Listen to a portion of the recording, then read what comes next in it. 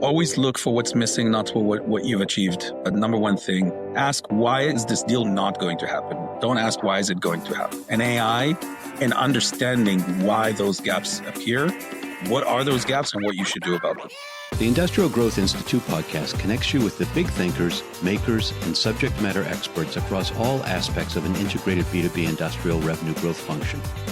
From strategy, board oversight and transactions, through all the phases of manufacturing marketing, the complexities of industrial sales, and the nuances of marketing and sales technology and customer experience, I speak with guests who bring insights, innovative perspectives, best practices, and twists on traditional approaches.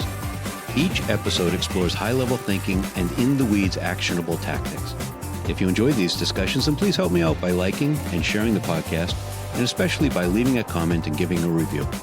So with no further ado, let's jump into this episode.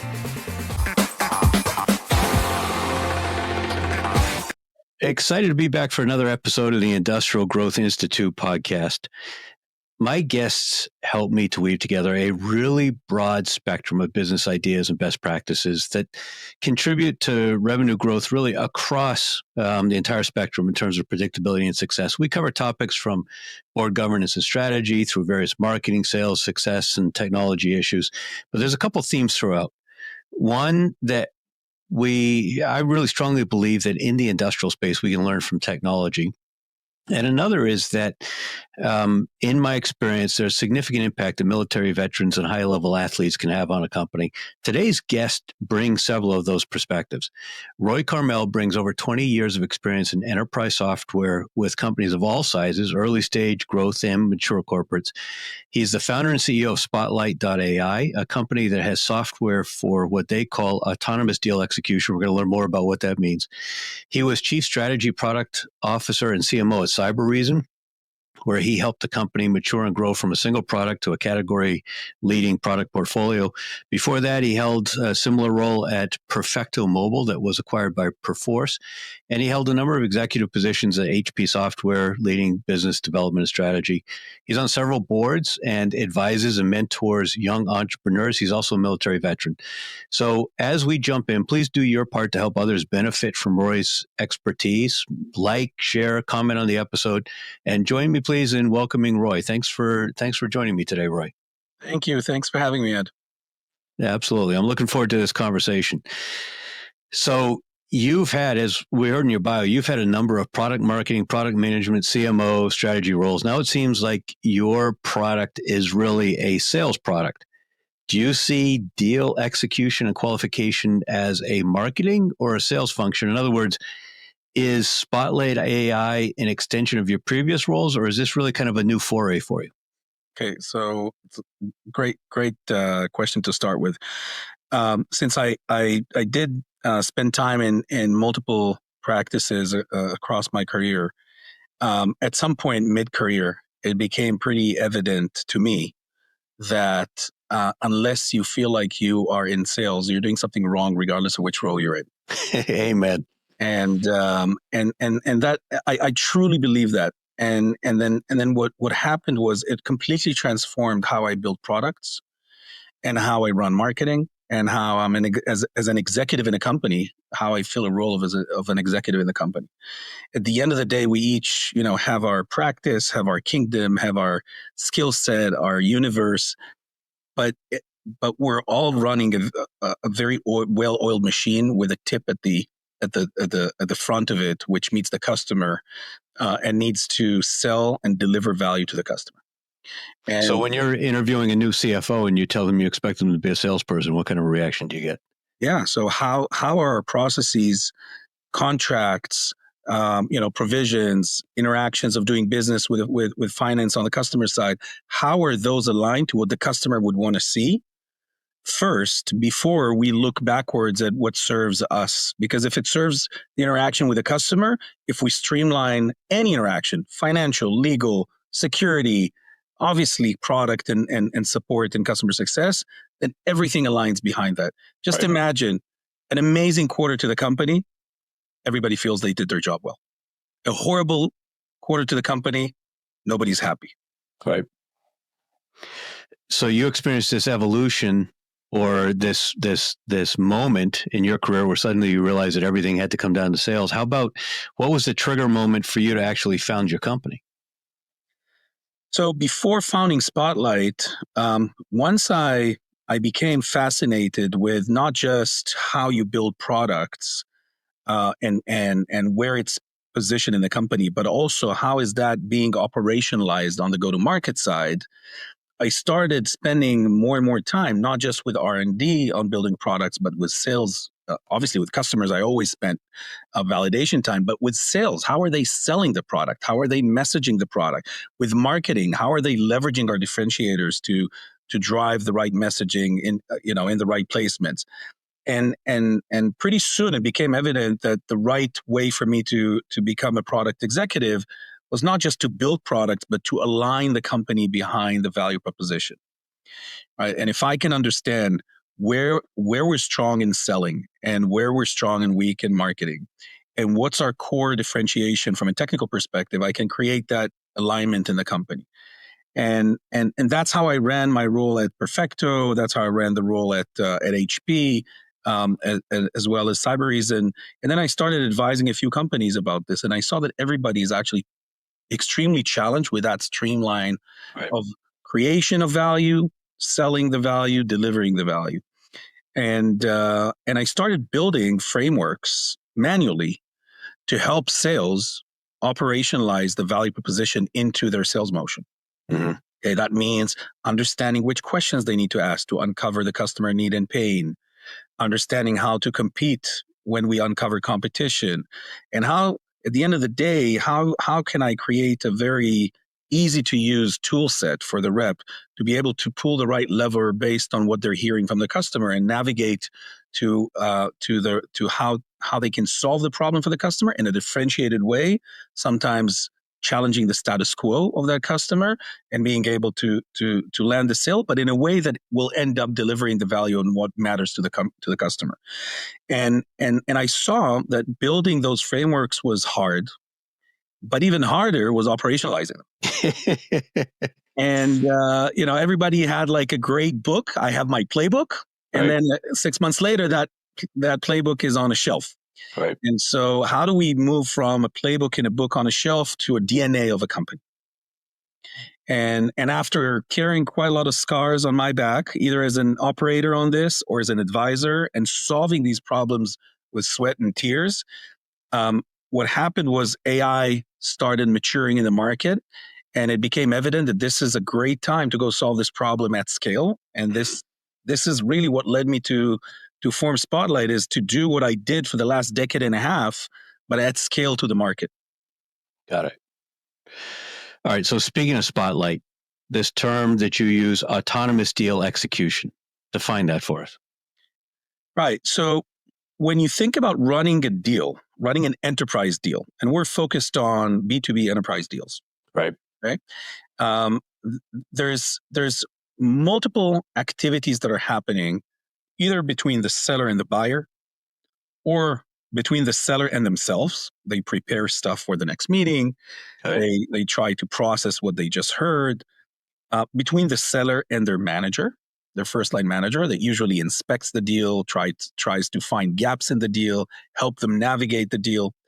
And then between the seller and first line manager to the executive team that try to understand where the pipeline is, right? And where the pipeline stands. And so there's multiple types of activities that are happening that are extremely manual. Some of them are exciting for the reps. Some of them are extremely boring for the reps, and they hate doing them, and they're lazy doing them for a good reason.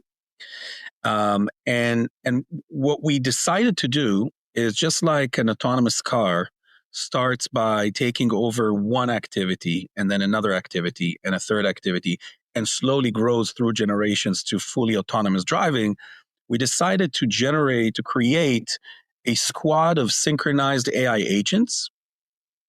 Each of them specializes in an aspect of the deal. So there's an AI agent that specializes in listening to the customer and matching what the customer is saying to the playbook of the company, understanding what the pains are, what the use cases are, who is the competition, who are the right personas to talk to and map, what kind of activities have been done with those personas, what dates are relevant for the deal, and how to create the proper timeline based on your historic timelines and wins and losses.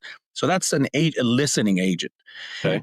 And then there's a coupling, an agent that couples with that agent that turns that data from transcript and snippets of text to what we call structured data. And this is a unique capability that we have. We don't keep the listening output as text. We actually map it to an internal model that we've built. And the model really mimics or models an enterprise sales motion with your specific playbook on top of it as a company.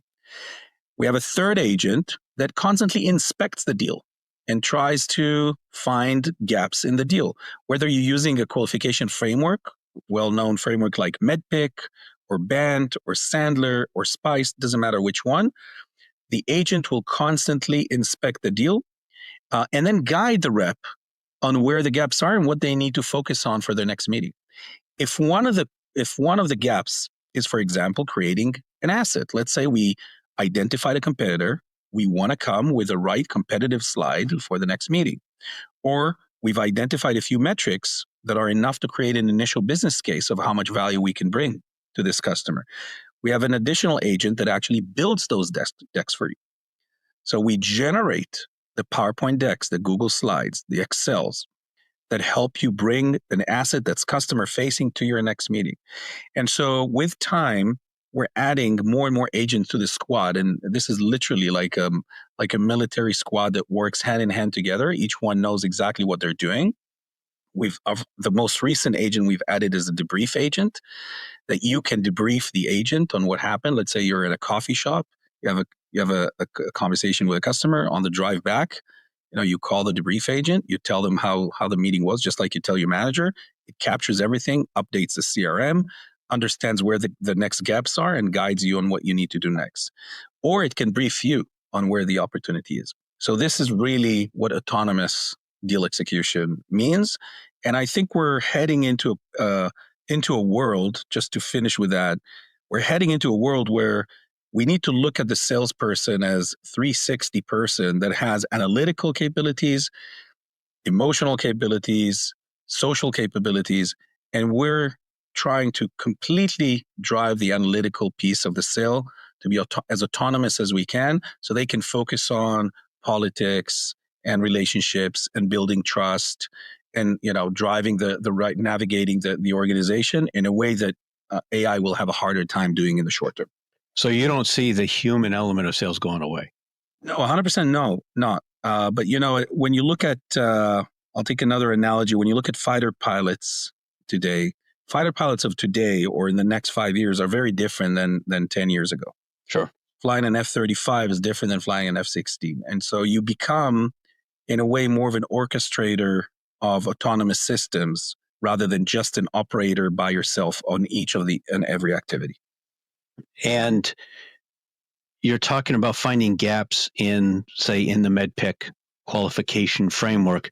Will your agent actually bump deals back in terms of qualification when it finds those gaps and the answers aren't there, or does it just flag them and encourage the rep to go find those answers? Yeah, so it does a few things. So first of all, it's breaking down each of those letters to a lot of signals that make up this letter, because this is how we work as humans, right? We don't get on a call and ask somebody, "Are you going to be my champion?" Right? You have a call with them, and you find their title, and you find whether they have access to the person with a budget and how much influence they have, and is their sentiment the right sentiment analysis that you're doing emotionally in your head. And so we're operated by a set of predefined signals. And so we've actually built those signals into the model. And what Spotlight does, it picks up on all these signals, puts them together, calculates a score for each persona in specifically around champion or EB, but calculates every letter as a score. And then it tells you, have you completed, or are you on the right track compared to where you are in the deal? If you decide to ignore the score and move the deal forward, Spotlight will basically raise a red flag and start taking away points from your probability to win based on your historic wins and losses patterns. So we can know, for example, that if you've skipped, in the eye of identify pain, and you're going into a POC, most likely, you're going to fail the POC if you don't know what the pain is. But let's take a weird example of, let's assume you've actually found out the pain later on in a non-formal way, and it wasn't recorded, it was never updated, the debrief agent never heard about it, and you've had a successful POC, and now you're in contracting. Spotlight knows that the importance of that letter is different in that stage than it is in POC. And so it constantly adjusts your probability to win based on really how much have you taken down your probability to win and lose across the team based on those gaps. Now, in the industrial space, let's say a middle market industrial manufacturer selling capital equipment is not going to have nearly as many transactions as an enterprise size tech company. So does this work if you don't have a massive library of transactions that you can refer back to for reference? Yes. We start with a well-defined B2B sales motion that gets you probably at between 80 to 90% repeatability across B2B. Wow. As long as we are dealing with a B2B transaction that is more than a month or a month and a half of a sales cycle. Right. I mean, if you're completely transactional, you have one call and you sign a deal, there's less signals, will be less valuable. But if the transaction includes multiple interactions with a customer, multiple personas of the customer, so you're starting to deal with a complex sales cycle, yes, there is a huge layer of repeatability of an enterprise sales motion. Above that layer, there's a layer of an industry repeatability, regardless of who you are, which company you are. And above that, there's your specific pattern. So you're looking at 3 levels of patterns, basically. All right, so let me kind of say back what I think I'm hearing from the perspective of the industrial world. We don't use, common tech buzzwords like revenue bow tie and all that kind of stuff. So we're really talking the fact that forecasts are a major challenge. And if I understand you correctly, you're basically saying that you can use AI to observe sales rep and customer interactions, map those to the sales process and milestones, and determine the degree of qualification. Is that a fair recap? 100%. And the way to look at it is we've created a full traceability link all the way from your quarterly pipeline to your individual opportunity that requires help or has some gaps, right, to an individual stage in the deal, to a qualifier letter, to an activity or a question you've asked, to the exact sentence that was said on a Zoom call or a team call or an email. And we can really tell you what you need to change to move that deal from yellow to green all the way up to the pipeline. So I get why a sales manager would like it. I understand why a sales rep might or might not like it, but help me push the dots close together. Why should a CEO or CFO care about this? Okay. So first I want to answer about the rep. Reps, as we know, they just love to fill in Salesforce with data. That's their favorite activity of doing when they wake up in the morning. And so obviously this is going to take away completely the need for reps to do work for the sake of their managers, not for themselves, because they update CRMs not for their sake, right? In order to be able to run a company. And so taking all of that work away from them and making sure there is full data hygiene in what they do is already huge time saver for them. Saving them creating decks and business cases for their customers, many of them don't do it. Either they don't know how to do it well, or it takes dozens of hours to create it. And so we have an average savings of 40 hours per business case for one single business case.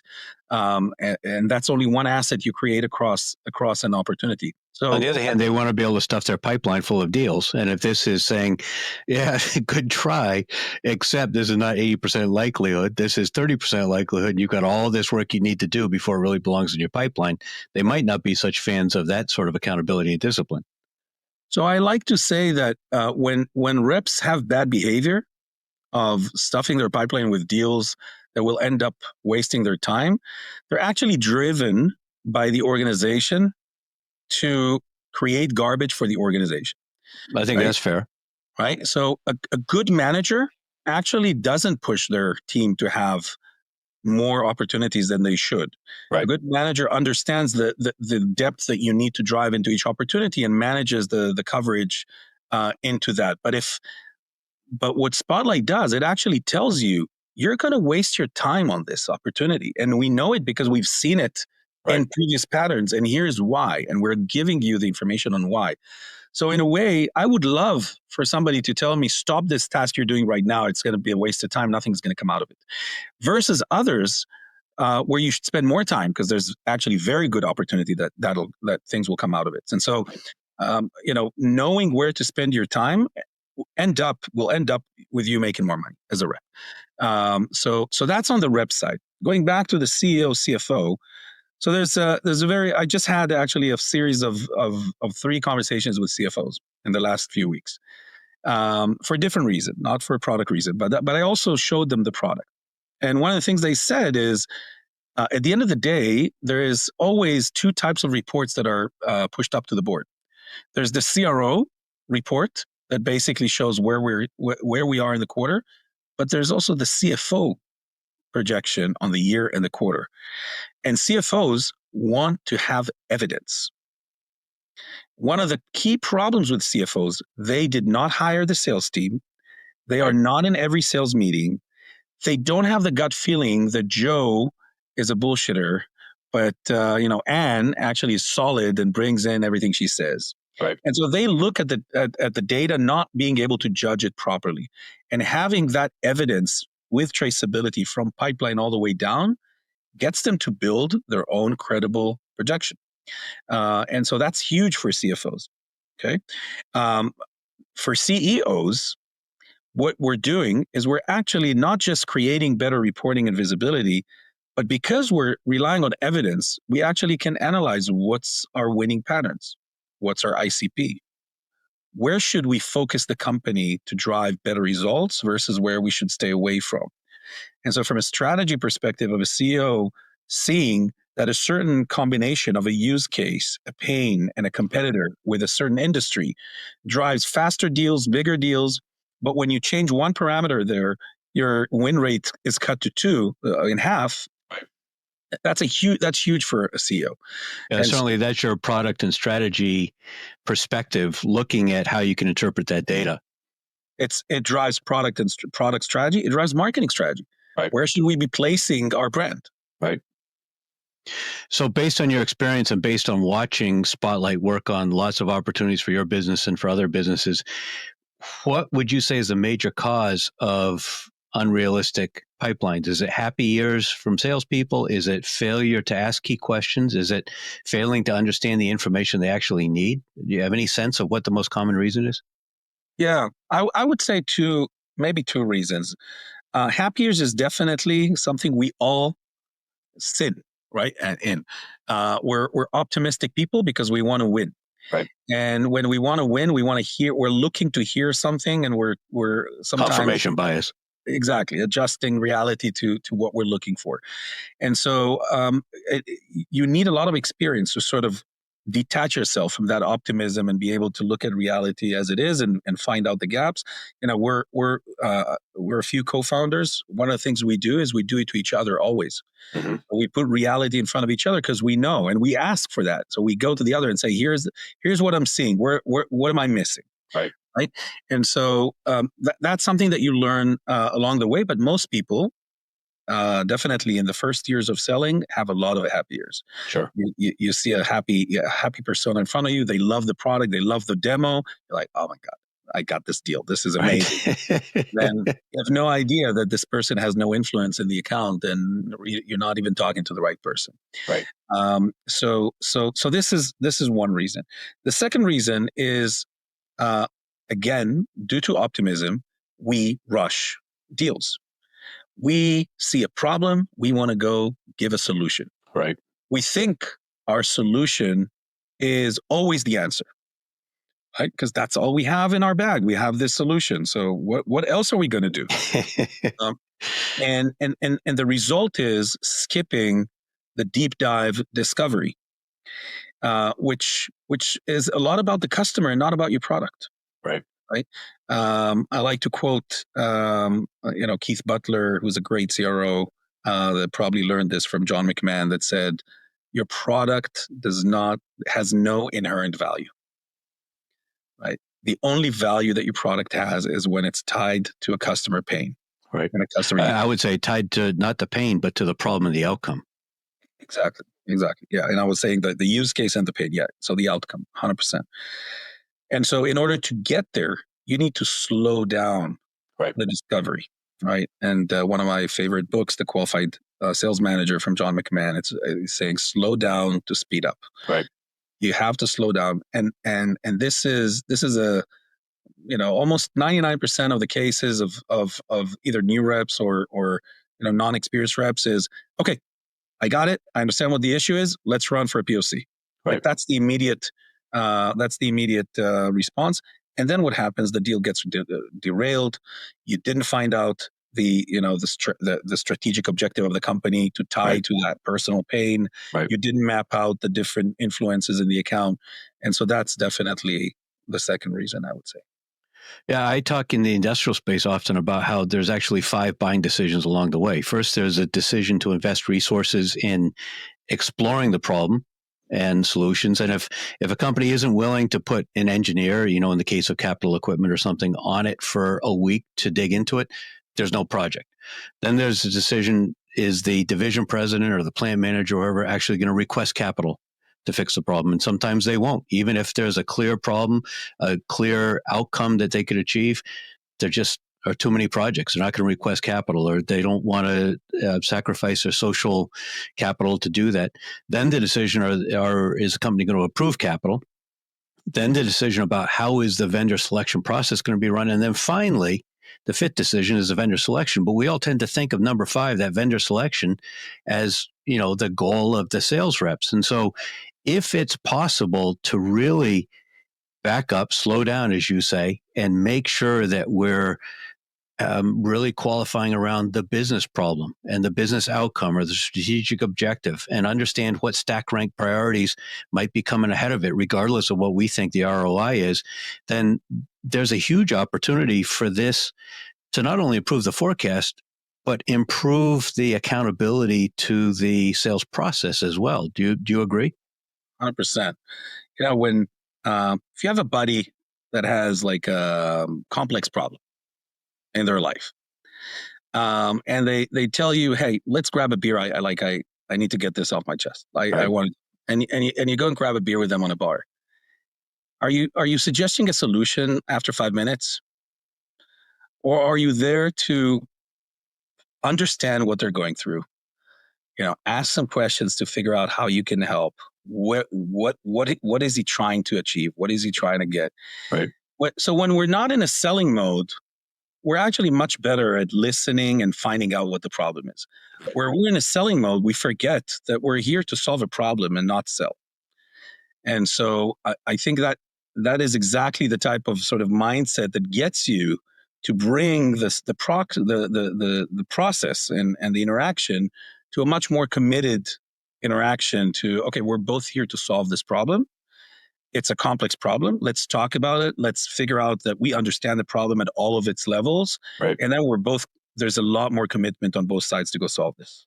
You mentioned earlier all the personas across a buying team, and the buying teams can easily be 8 or 10 or more people. Can you do this in parallel for all of the different buying roles? So you're doing it kind of individually per persona as well as in aggregate for the company? It depends.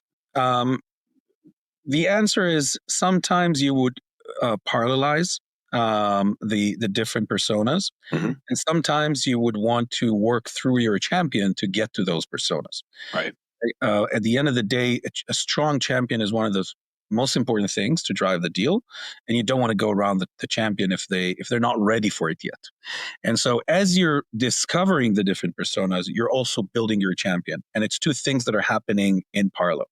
So in some cases, you might say to your champion or your potential champion, hey, it sounds like I need to go talk to this person. Do you mind if I have this conversation while we're working on this thing? And they'll say no. No problems, go do it. But in other cases, you might sense that it's best to say, hey, we should go talk to this person. I'll follow your lead. When is the right time for us to talk to this person? Because that the person who is being built to become a champion is putting their name on the line. Sure. And you're constantly managing the internal discussions and politics of the organization. 80% of the conversations about you as a vendor happen when you're not in the room. Right. And so you think you're in control of the conversation, but you're actually not in control of most of the conversations. So you need to orchestrate, right? Not operate, but orchestrate not just the meetings you're in, but the meetings that you're not in. And some of those will dictate how much can you span out quickly to the different personas and do this in parallel. Yeah, that makes sense. I'm also, as you're talking, I'm thinking about the Jolt effect, that the book that came out a couple of years ago by the folks that did Challenger Sale. And essentially what it highlights is that the increase in deals ending in no decision is often a function of indecision. And there are certain clear indicators that they've identified along the way. Have you tried building any of that Jolt effect sort of criteria or red flags into your tool to listen for those? Yeah. So I again, part of identifying the pain, right? The I is not just to understand what the issue is, but why is it so critical to solve it, and why is it critical to solve it now, and what is the implication of not solving it now. Right. And that gets you into the M of MEDDPICC, the metrics to quantify what it means not to solve it now. And unless you get to an understanding with a customer that, either their current situation is not sustainable and it's breaking right now, or you're proving that there is a trend of the pain that they're experiencing to get larger and larger to a point where they're not going to be able to handle it. Or there's a compelling event. Right? Compelling event could be an audit or something that really sort of creates a decision and an enforcement for decision. Unless you're able to map that to the pain, then there's always more urgent things to do. Right? And so part of what you're trying to always do is, why is this going to be the number one, maybe number two thing that your budget owner cares about? And if the budget owner doesn't think this is number one, number two, guess what? He's going to first spend time and money on his number one, number two before he spends time on your solution. Right. So it has to do with two things. One is tying in the urgency, but also attaching it to a strategic objective beyond usually the individual contributor that is feeling the pain that you're talking to. Of course, right. I follow Kevin Dorsey. He goes by KD on LinkedIn, and he has a great deal qualification checklist that he uses with his reps, and I think he coaches people on how to use it. In your experience, if somebody's using Spotlight AI, do they need a deal qualification scorecard, or is that just inherently embedded in the way the tool is working? So the platform is agnostic to the scorecard or framework that you choose to work with. We have out-of-the-box frameworks. We basically took the most common frameworks in the market. So you start with MEDDPICC, right? MEDDPICC is the number one. So that's a template that's out of the box available.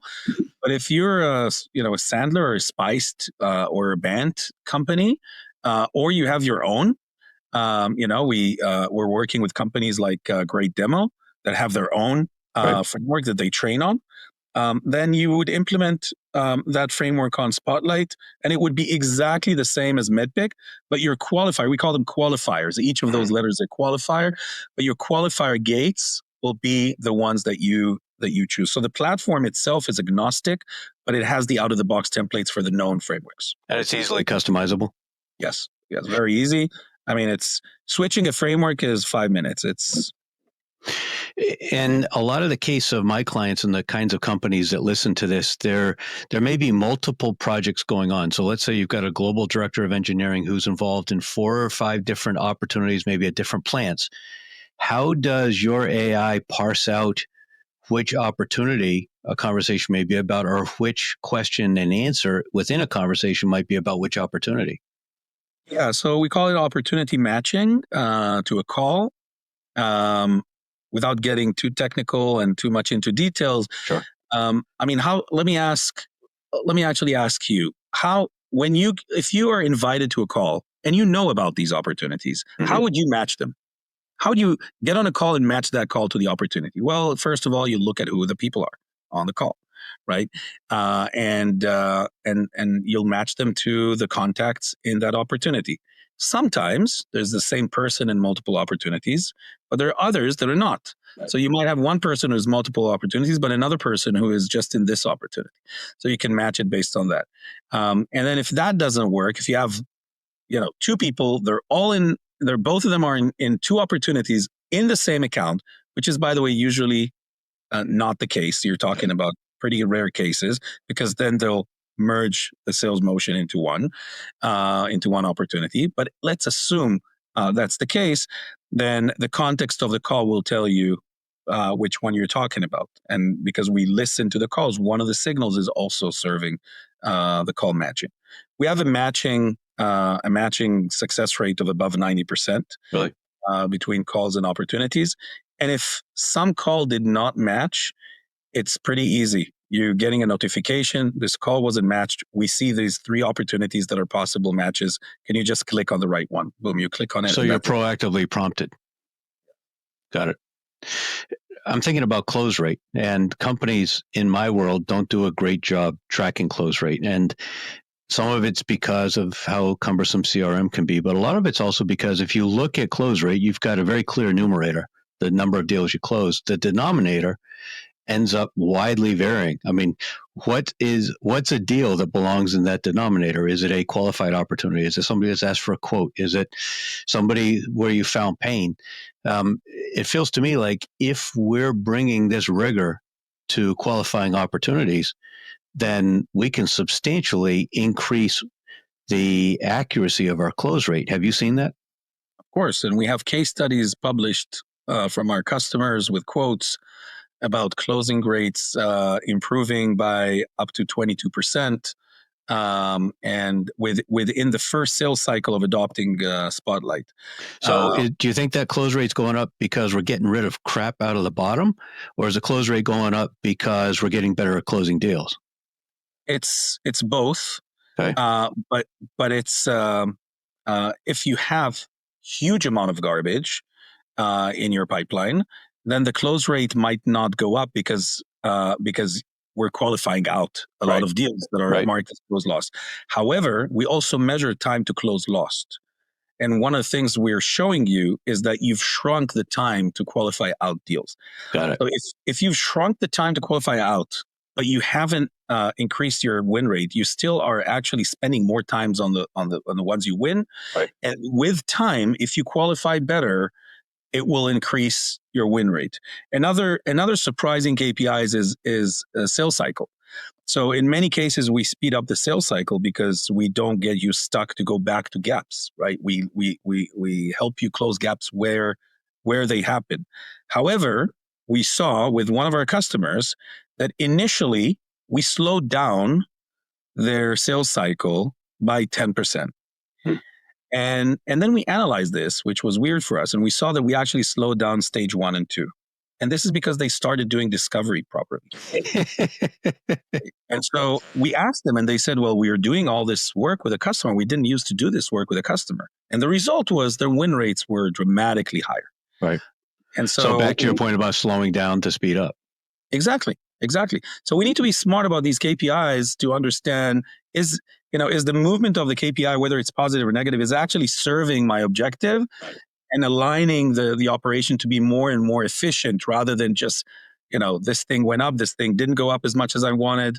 And we're doing that analysis with our customers.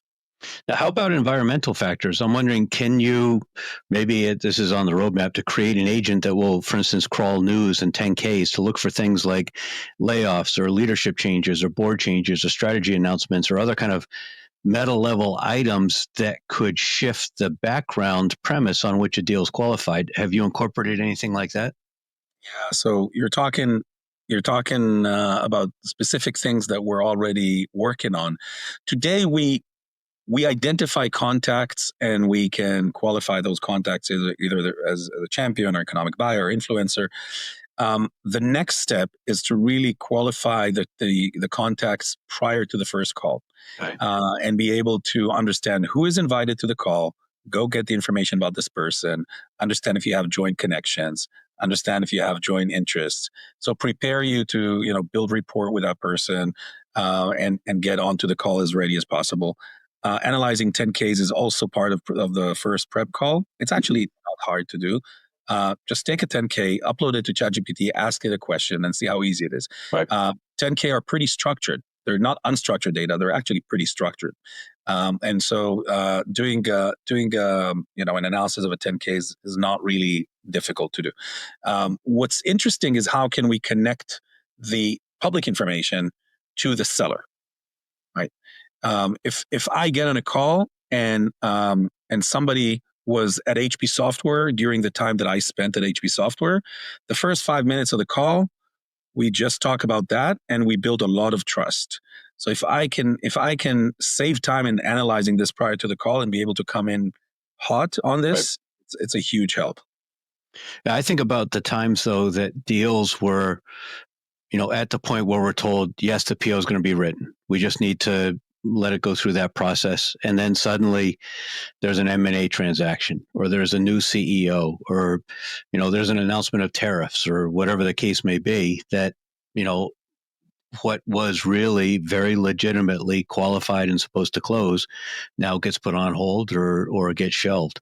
It would be neat if there was some way to have a feed of the kind of information that might impact the deal likelihood, and maybe even offer some suggestions on whether that enhances or detracts from the likelihood of close.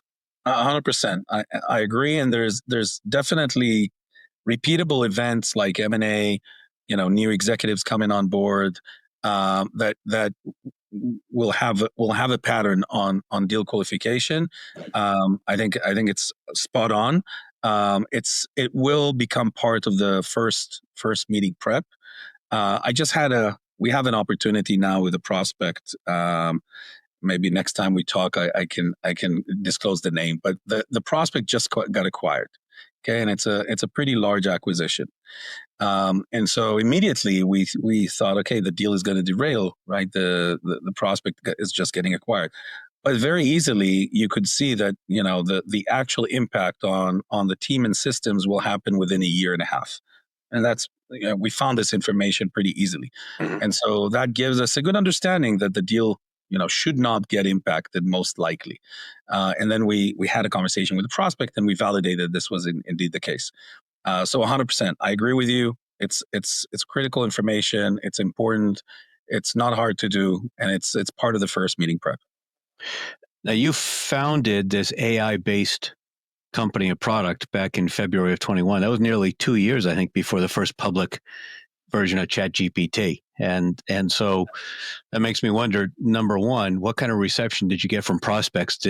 Were they thinking AI the way you were, or was it still, beyond their radar? And secondly, as AI is changing so quickly, how frequently are you iterating your vision of what's potential for you to do with the product? Amazing. So I like to say we've been in conversational intelligence when it was called NLP. And so there wasn't conversational intelligence. There was NLP, right. Natural language processing. And one of the founders is an NLP veteran. Our CTO, Alec Belfair, is an NLP veteran, did NLP for 20 years. And so we came in with a big vision. You have a call with a prospect. You're being guided on what to focus on.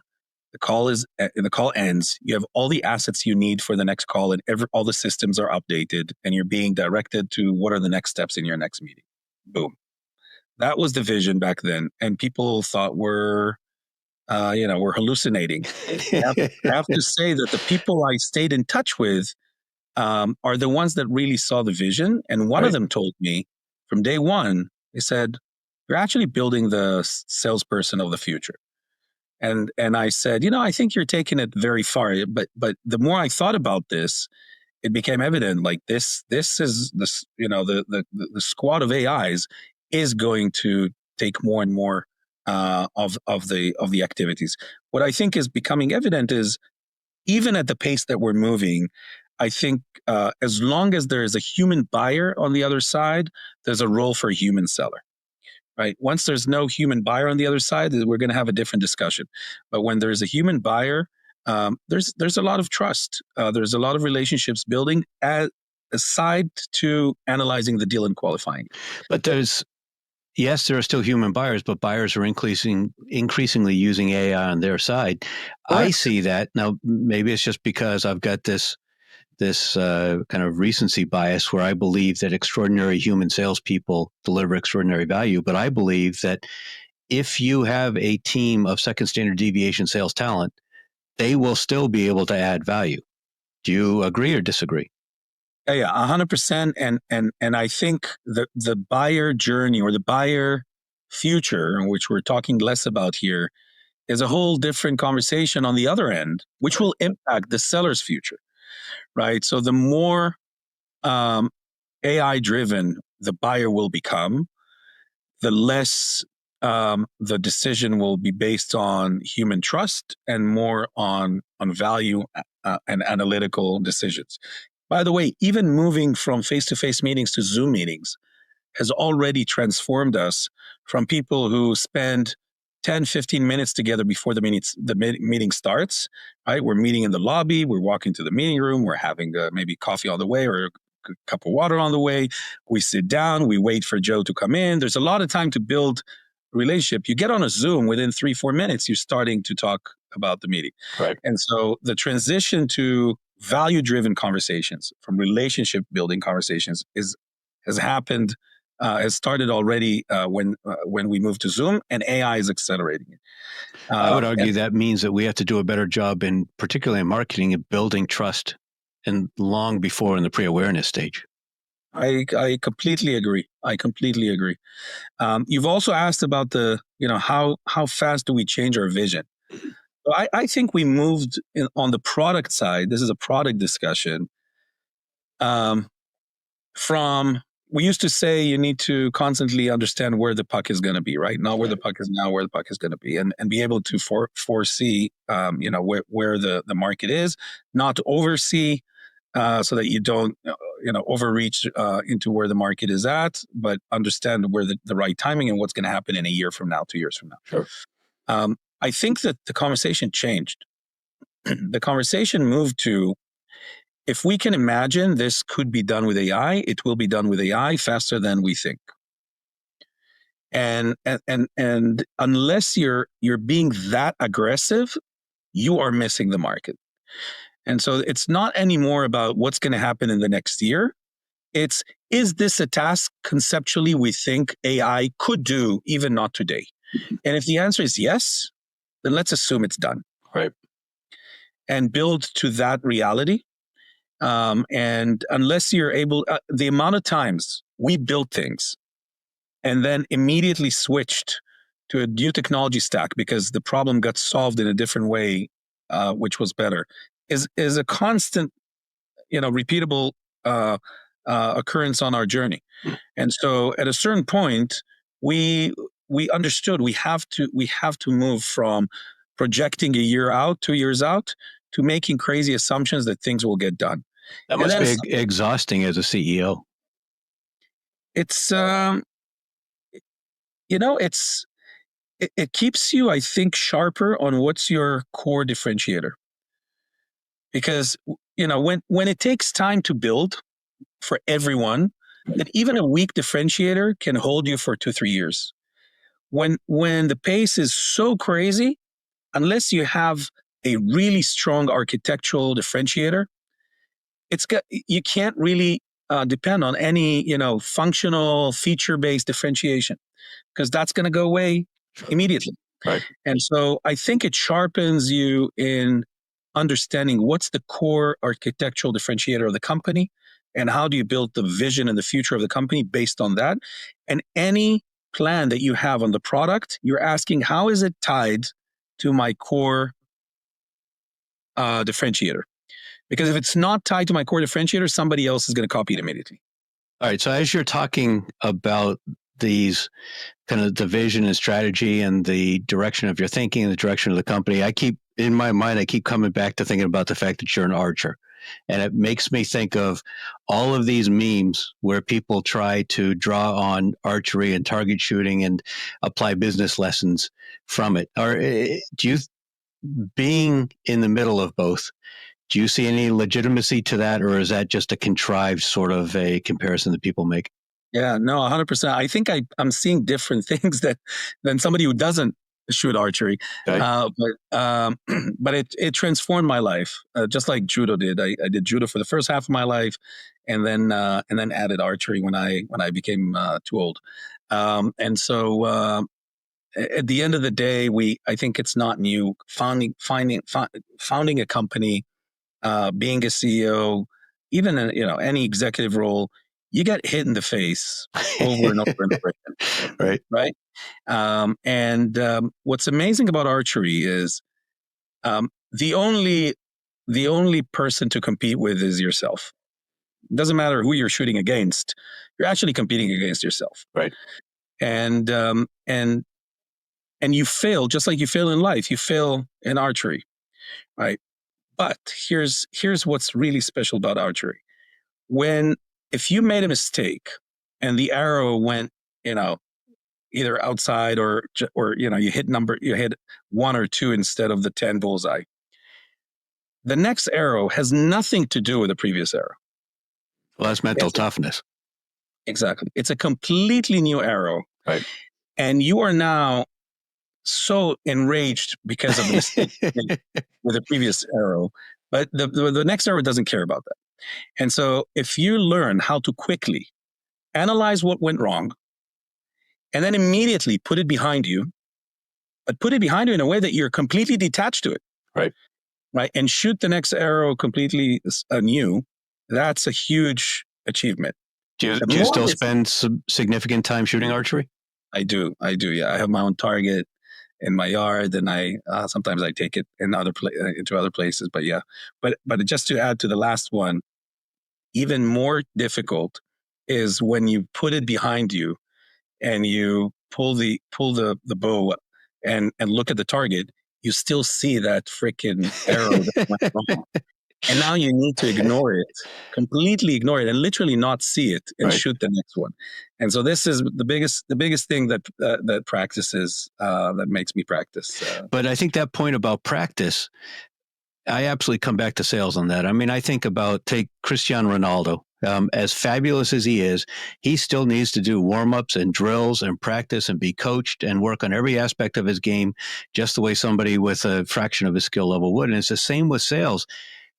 Great salespeople have to continuously practice. And so then that, as I was thinking about our conversation, that led me to another thought then on Spotlight. If putatively what we're doing is qualifying deals to make sure the forecast is accurate and salespeople are doing the right things, the flip side is, as we find gaps, then that becomes fodder for coaching. We understand no matter how good somebody is, there's going to be gaps.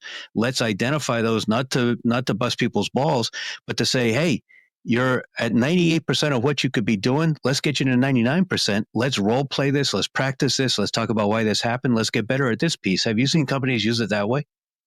Yeah, 100%. So I think the best MEDDPICC teams, they use MEDDPICC to not to focus on what has been done, but to focus on what's the risk. Right. Where is the risk that you're missing? You're constantly looking to what's going to block or lose your deal. Right. If you're looking at what's going to drive your deal, you're completely missing the idea. That's the happy years. And that's the happy years. Right. Exactly. And so the whole mindset is, where are my gaps? What didn't I cover? Who's gonna pull a fast one when I'm not there and get my deal either blocked or derailed or lost.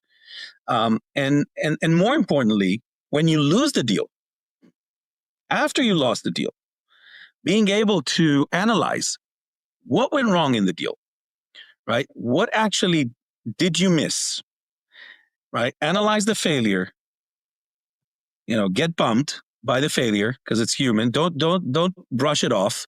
Like, be angry at the fact that you missed it. And then promise yourself that tomorrow this thing is going to be behind you and you're going to pull the next arrow.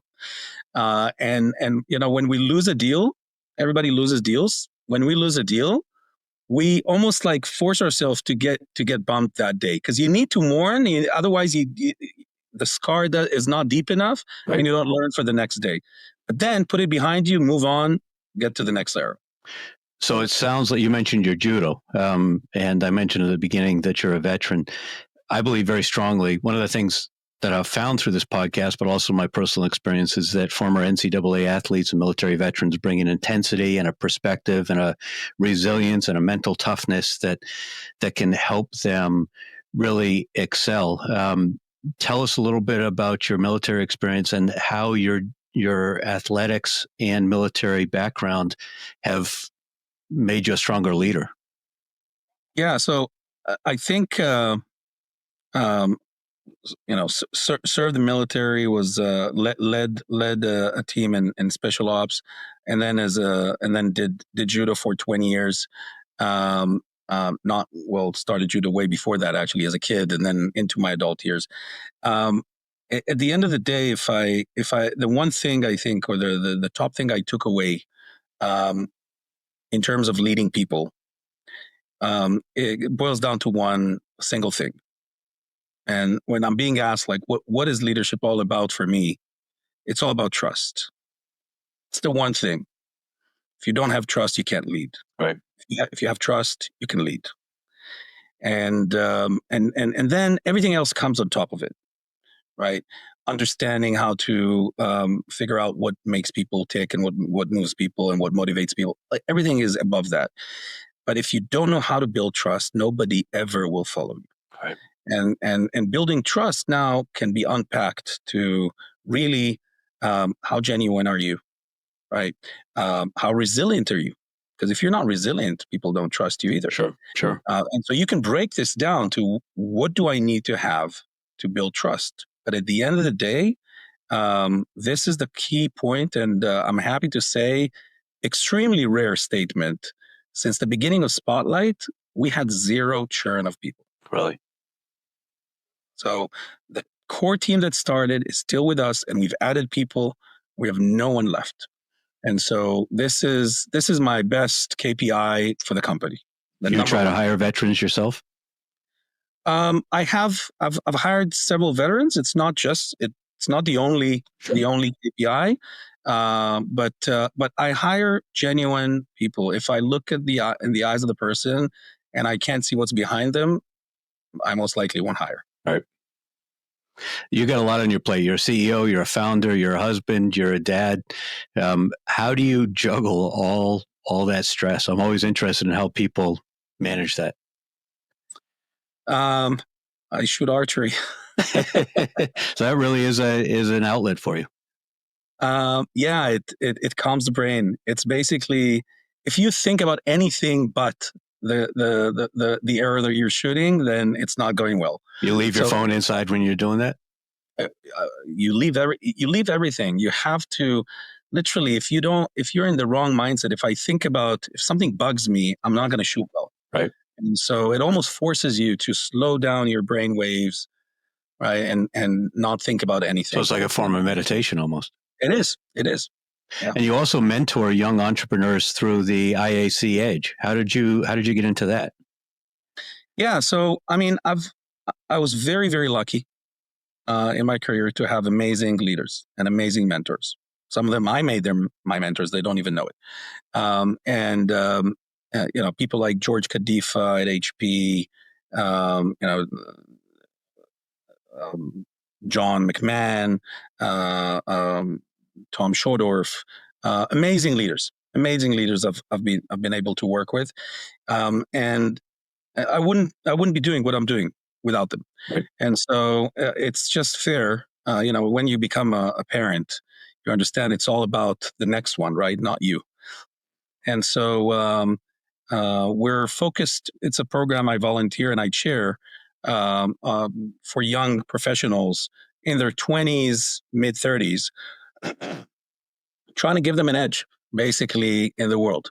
And we collected a bunch of executives in the Boston area, CEOs, C-level executives in large companies, partners in VCs, entrepreneurs, who are all volunteering their time, and created a mentorship program for these young people. And they're basically getting access to a set of executives, local executives. They have a mentor that's tied to them, but they can access any of the mentors for anything they need. And we also have events with them, sharing with them, dilemmas we've had, failures we've had, Right. And so they get. I wish I would have gotten that much access. I was very lucky with my mentors, but so much access to executives at this early age is amazing, and it's just. I'm happy. I'm happy to give my time there and be too busy because of what I'm doing. Now, we met through another community. We met through Pavilion. One of the interesting things about Pavilion is it's so heavily focused on tech. There's a lot of CMOs and CROs. I think there's fewer CEOs like yourself in that role, and there's certainly not a lot of industrial folks in the organization. Would you encourage these young entrepreneurs that you're talking to consider joining Pavilion? What are your thoughts on the value for people interested in trying to grow businesses that they might get out of Pavilion? First of all, I'm pretty new. I think we both are. We both are, right? So I've been only in like one real event and one small one, and I couldn't say anything but good things about Pavilion so far. Again, just the beginning, but I've gotten design partners for a new capability we're developing. I've made connections. We met there, and I think it's a great platform especially for startups, but even executives in larger companies to network. Right. What I really believe is that AI is, in a way, because it's so advancing cold outreach, it's actually destroying cold outreach. And so it's getting to a point where it's becoming so easy to personalize messages that we're going to ignore it, and we are ignoring it. And it's not dead, but it's definitely taken a hit, and it will take a hit, more and more of a hit, in my opinion, which led me to ask myself, okay, so what should we do? Like, if this could happen with AI, it will happen with AI. Let's assume it already happened with AI. And how should we change? And the number one thing that came back to that question is communities.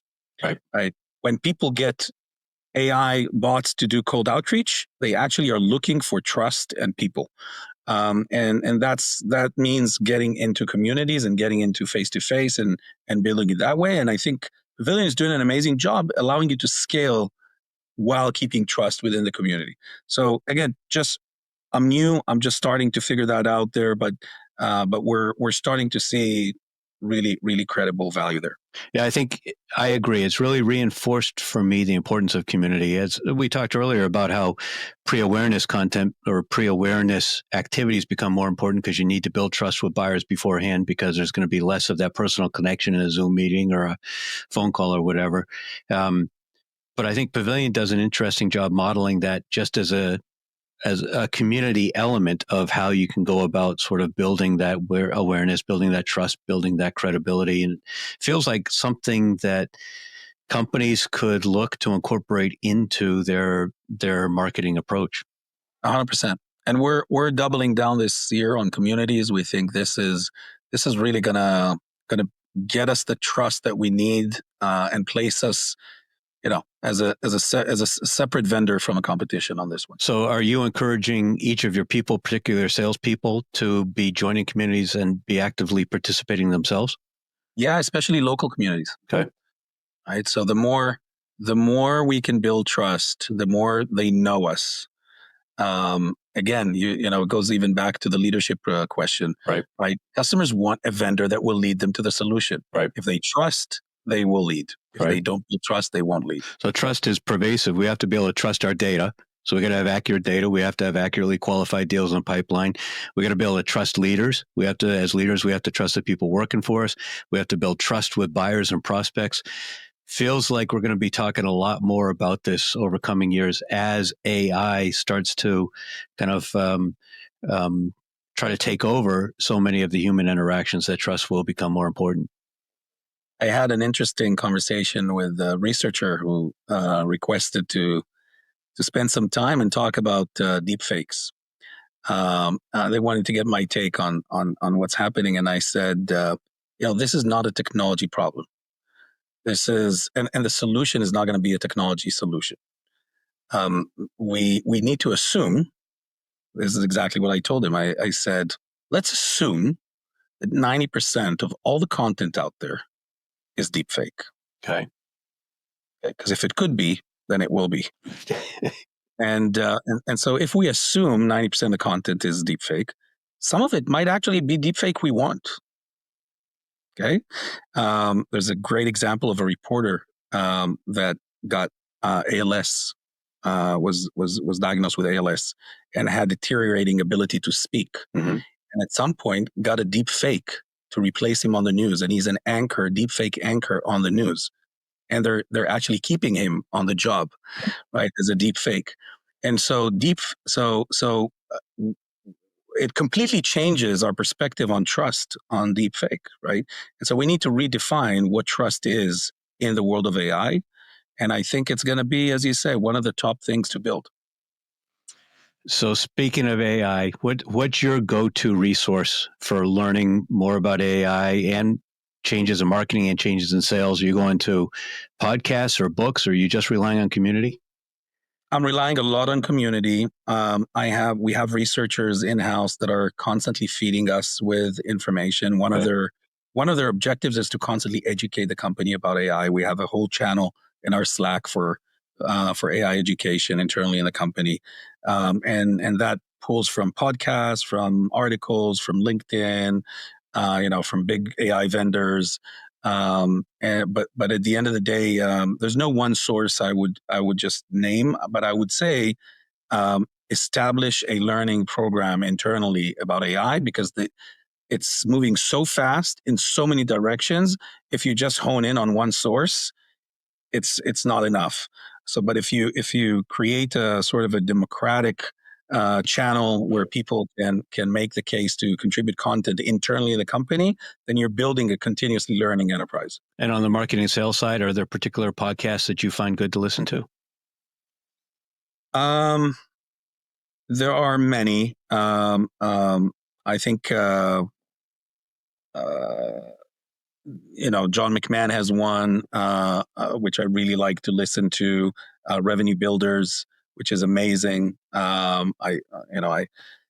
look to him as one of the biggest revenue builders. So Revenue Builders is one of my favorite ones. And just out of curiosity, I always like asking, what speed do you listen at?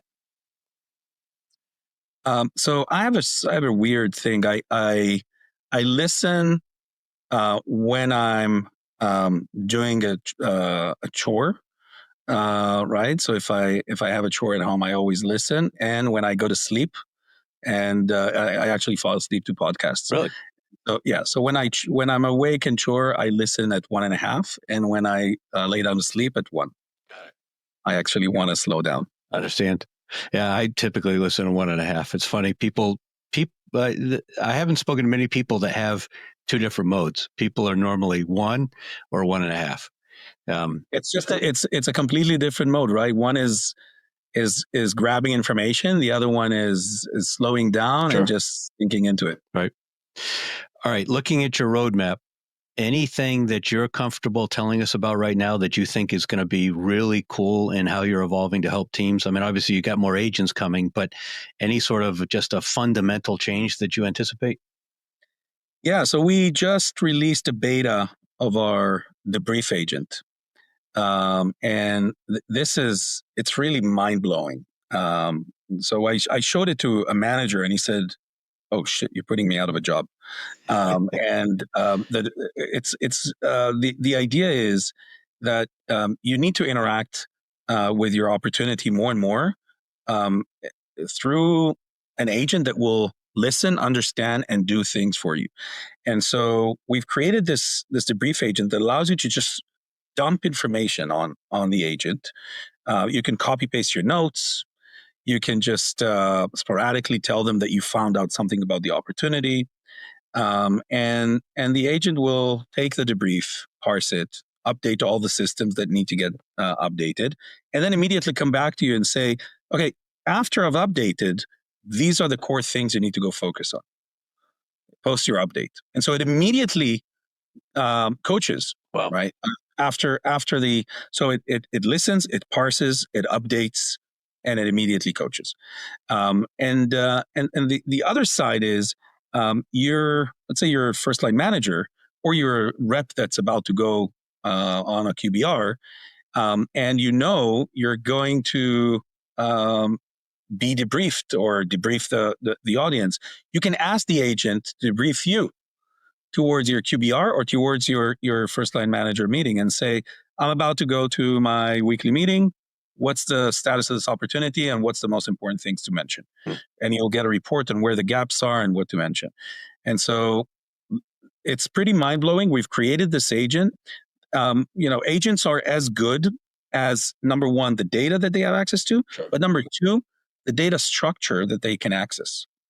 Right. So it's not just the data, but it's the data structure that they can access as well. And because we have the unique model behind the Spotlight model around the playbook and value, the amount of things that we find out with the agent that we didn't even anticipate it could understand is pretty amazing. Do you have an example? Yeah. I asked recently the agent, what's more important for me right now, to do X or to do Y in an opportunity? And the agent not just told me what's more important to do, but explained why, which I completely didn't anticipate, but it gave full reasoning of why. Part of the reasoning was the pattern it saw in the opportunity, and the other was historic opportunities that he saw that with the same pattern and the wins and losses that he saw. So mind blowing. I literally, you're amazed at how smart these things can get in reasoning, running on the right data structure. That's interesting. All right, I'm going to drop your LinkedIn profile and your website link into the show notes. How should people get in touch with you if they want to learn more about Spotlight AI or just kind of absorb your insights? Yeah, so on our website, ask for a demo or a meeting. We'll get back to you immediately and set a meeting. It's pretty easy. And LinkedIn, I'm pretty much on top of my LinkedIn messages and always happy to help to others that want any sounding board help as much as I can with limited time. Obviously, I try to be transparent on what I can do and not do. Real quick, your ICP, the perfect fit for Spotlight based on where you are in the roadmap right now? Any company that is selling a value proposition, not a complete commodity, but something of value, with a sales cycle of more than a month, right? With more than 10 reps, so that there's an initial operational complexity. It could go up to hundreds of reps, right? With a sales cycle of, as I said, more than a month. So usually, average sales price of dozens of thousands to millions. Right. Got it. All right. Finish us up. Give us 3 minutes, 2, 3, 4 minutes, whatever it takes. What do people need to understand about deal qualification, and how is AI going to impact marketing and sales going forward? Always look for what's missing, not for what you've achieved. That's the number one. That's the number we talked about. That number one thing. Ask, why is this deal not going to happen? Don't ask, why is it going to happen? Okay, that's number one. And AI will get better and better and more sophisticated, and also everywhere, not just in your CRM, Sure. but on your phone, on your text, and everywhere you are, and understanding why those gaps appear, what are those gaps, and what you should do about them. So fundamentally, from a mindset perspective, you're a proponent of constantly qualifying out rather than qualifying in. Is that fair? Constantly. Okay. You qualify in when you have the PO. Or qualifying in is back to those happy years. So always be qualifying out. Always be qualifying, and always ask, why am I going to lose this? What is the one thing I'm missing in this deal that's going to block me? And that keeps you in the right mindset. Perfect. Well, this has been fabulous, Roi. Thank you so much for your time. Thanks for joining me. Thanks for sharing your insights. Thank you, Ed. It's been fun. And for everyone listening, please remember, like, share, comment.